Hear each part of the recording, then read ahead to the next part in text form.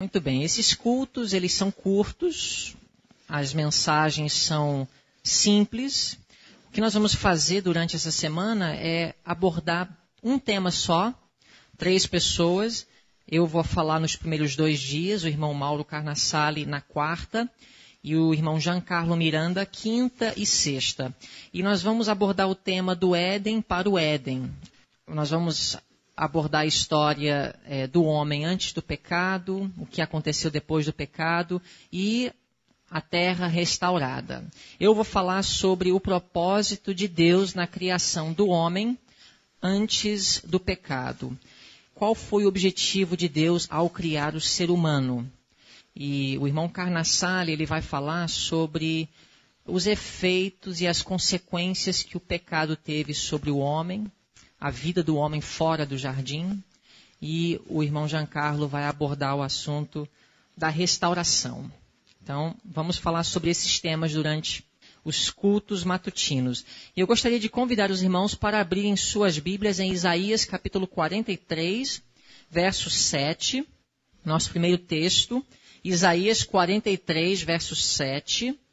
A pergunta é, por que Deus criou o homem? Qual foi o objetivo de Deus, o propósito de Deus na criação do homem? E este texto aqui em Isaías 43, verso 7, ele define muito bem. Isaías ele faz um paralelo entre o propósito de Deus para a sua igreja, Israel, que se aplica também à igreja de hoje, Israel espiritual, com a criação do homem. A verdade é que o propósito de Deus não mudou com o pecado.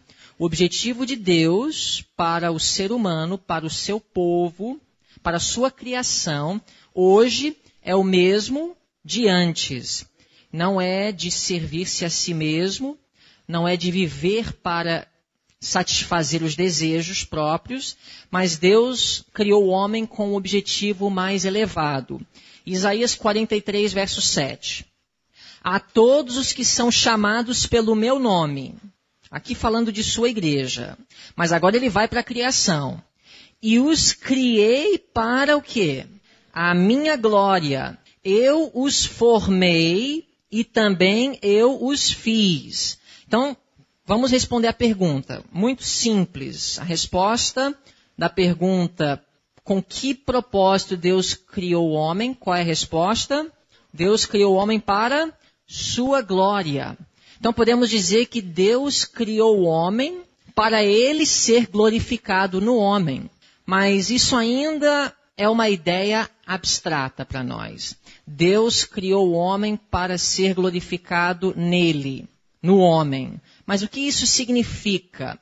Ou seja, a pergunta agora é, como que o homem glorifica a Deus? Porque Deus criou o homem para a sua glória. Então, se Deus criou o homem para a sua glória, como que o homem glorifica a Deus? Vamos abrir agora em João.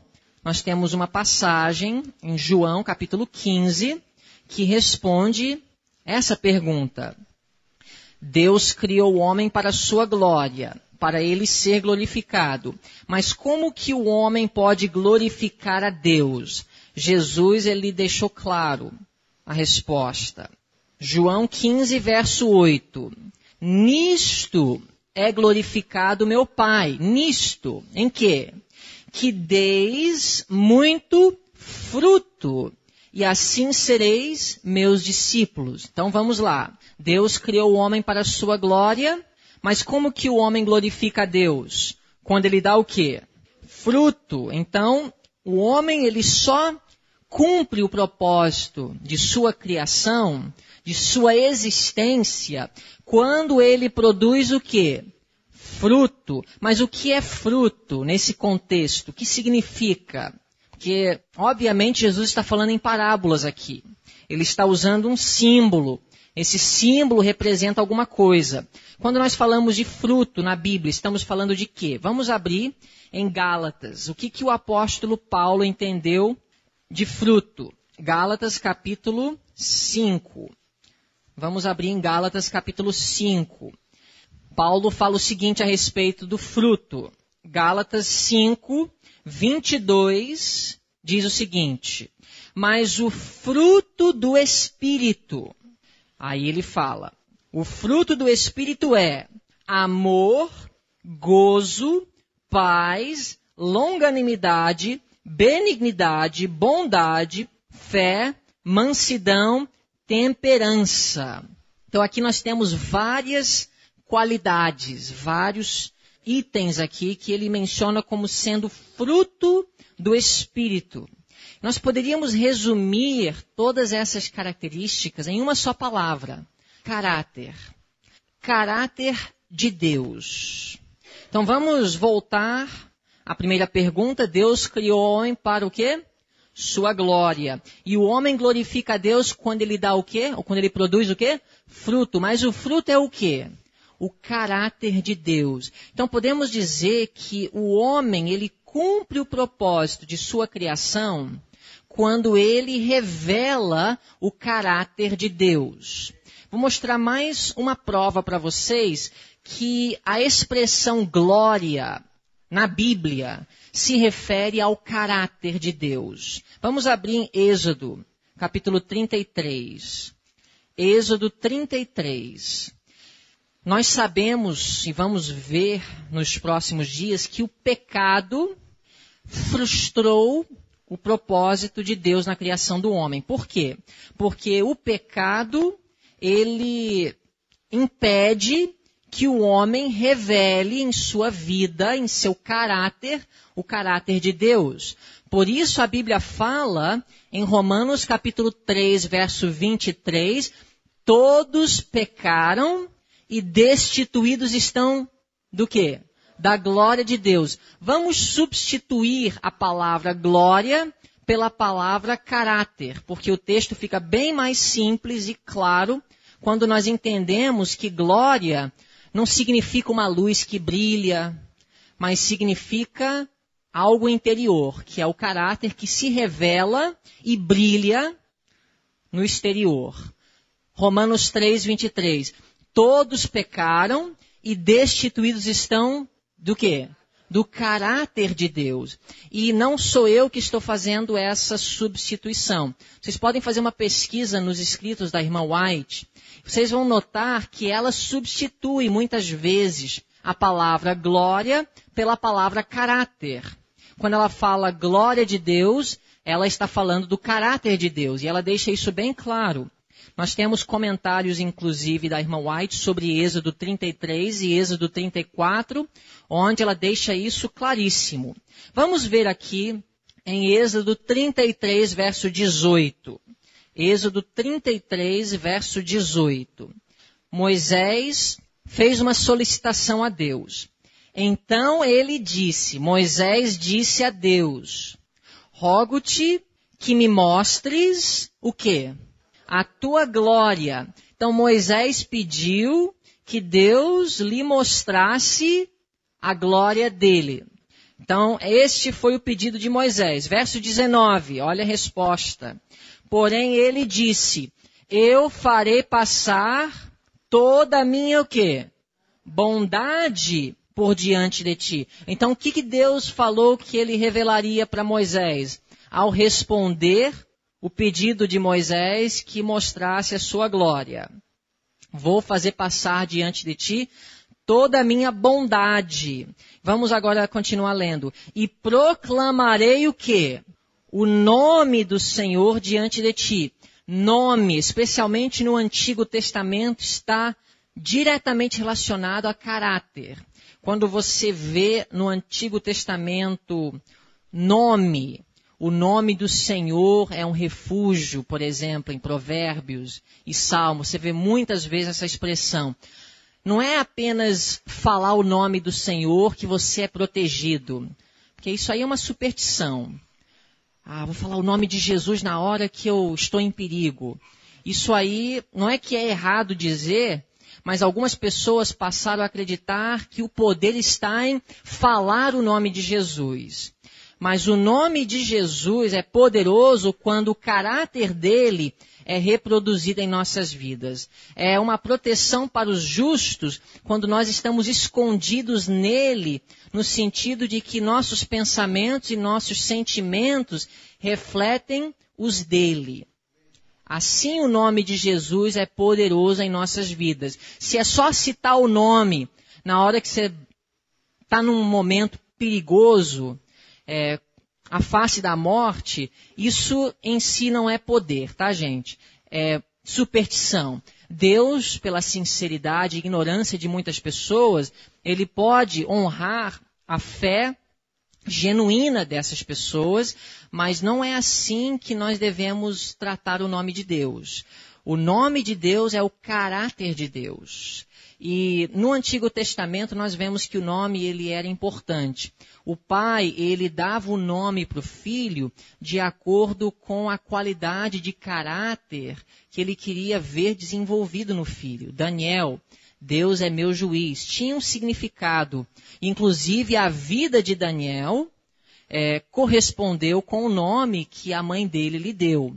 Então o nome no Antigo Testamento ele era importante e não era apenas superstição. Tinha tudo a ver com o caráter. Então, quando Deus fala, farei passar toda a minha bondade por diante de ti e proclamarei o nome do Senhor, Deus estava dizendo que ele iria revelar o seu caráter a Moisés. Vamos agora para Êxodo 34. Nós vamos ver como que Deus revelou a sua glória a Moisés. Êxodo 34, versículo 6, diz: Passando, pois, o Senhor perante ele, clamou, o Senhor Deus, misericordioso e piedoso, tardio em irar-se e grande em beneficência e verdade, que guarda a beneficência em milhares, que perdoa a iniquidade e a transgressão e o pecado, que ao culpado não tem por inocente, que visita a iniquidade dos pais sobre os filhos e sobre os filhos dos filhos até a 3ª e 4ª geração. O que Deus fez para Moisés aqui? Ele, em poucas palavras, descreveu o seu caráter. Qual foi o pedido de Moisés? Mostre-me o quê? A tua glória. O que Deus fez? Ele proclamou o seu nome. Ele proclamou o seu caráter. E o caráter de Deus poderia ser resumido perfeitamente, concisamente, com essas duas palavras: misericórdia e justiça. Deus, no plano da salvação, ele revela perfeitamente a misericórdia e a justiça. Ele não falta com justiça, por isso Jesus morreu. Deus mostrou que ele é um Deus que se sacrifica para o bem de suas criaturas. Ao mesmo tempo, ele não pôde rebaixar em ponto algum a integridade de sua lei. Foi misericordioso porque ele tratou aqueles que mereciam a morte, não como eles mereciam. Ele demonstrou perdão, mas um perdão que não sacrificava a integridade da lei, amor, misericórdia e justiça e retidão. Então Deus, ele revelou para Moisés a sua glória. A glória de Deus é o seu caráter. Este caráter era para ser revelado no homem. O pecado frustrou o propósito de Deus. O plano da redenção tem o objetivo de restaurar no homem a imagem dele e fazer com que ele venha cumprir o seu propósito. Último texto de hoje, e amanhã nós daremos continuidade, 2 aos Tessalonicenses, capítulo 2. 2 aos Tessalonicenses, capítulo 2, versículo 14. Então, o homem foi criado para a glória de Deus, mas quando o homem vive em pecado, ele não glorifica a Deus, mas glorifica aquele que acusou a Deus. Mas o Evangelho, as boas novas de Cristo, tem um objetivo. 2 aos Tessalonicenses 2,14. Para o que pelo nosso Evangelho vos chamou. Deus nos chamou pelo seu Evangelho. E qual é o objetivo? Qual é o objetivo em Deus nos chamar? nos chamar das trevas para a sua maravilhosa luz, para alcançardes o quê? A glória de nosso Senhor Jesus Cristo. Qual é o objetivo de Deus, irmãos? Qual é o objetivo de Deus para as nossas vidas hoje? Alcançarmos o caráter de nosso Senhor Jesus Cristo. E é por isso que estamos aqui, ainda. Porque quando o caráter de Cristo se reproduzir perfeitamente em seu povo, então ele virá para nos reclamar como os seus. Que hoje nós possamos, pelo poder dele, porque é o fruto do Espírito. O caráter de Cristo em nossas vidas é o fruto do Espírito. Isso quer dizer, é o resultado do Espírito Santo operando em nossos corações. Então, que hoje nós possamos nos submeter ao Espírito e não à carne. Em cada momento do dia, nós temos opções, nós temos escolhas. E poderíamos resumir no seguinte: cada decisão, ou nós estamos obedecendo os desejos da carne, ou estamos obedecendo os desejos do Espírito. Quando nós obedecemos os desejos do Espírito, o fruto do Espírito se revela em nossas vidas, que é o caráter de Cristo. Quando nós obedecemos os apelos da carne, o caráter do inimigo de Deus é revelado em nossas vidas. Quando nós somos tentados a nos chatear com alguém, nós temos o Espírito falando para desconsiderar, para amar, para esquecer, para perdoar. E nós temos o apelo da carne dizendo que eu tenho os meus direitos, eu vou me vingar, eu vou me posicionar e eu vou bater de frente. Todo momento. Vamos para o refeitório, nós vamos comer, já nos satisfazemos e agora a carne pede mais comida, o Espírito chama e apela para a temperança. Durante o dia, hoje, nós vamos escolher. Nós vamos escolher se nós vamos cumprir o propósito de Deus para a nossa existência ou se nós vamos fortalecer as acusações do inimigo de Deus contra ele de que é impossível um ser humano viver em harmonia com a sua vontade.